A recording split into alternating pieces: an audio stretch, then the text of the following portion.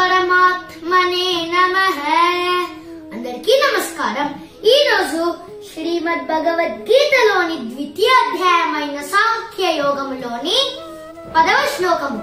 తమువాచ హృషీకేశః ప్రహసన్నివ భారత సేనయోరుభయోర్మధ్యే విషీదంతమిదం వచః.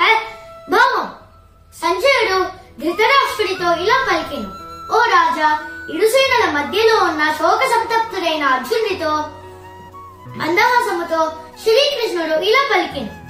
11వ శ్లోకము.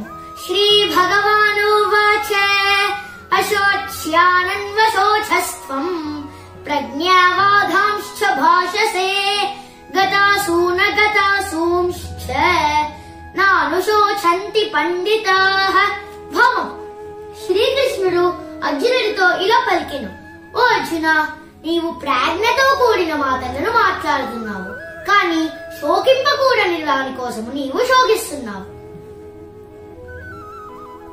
ప్రాణాలను విడిచిపెట్టిన వారి గురించి గాని లేదా బ్రతికున్న వారి గురించి గాని పండితులైన వారు శోకింపరు.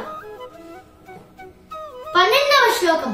నత్వేవాహం జాతు నాసం నత్వం నేమే జనాధిపాః నచైవ న భవిష్యామః సర్వే వయమతః పరం.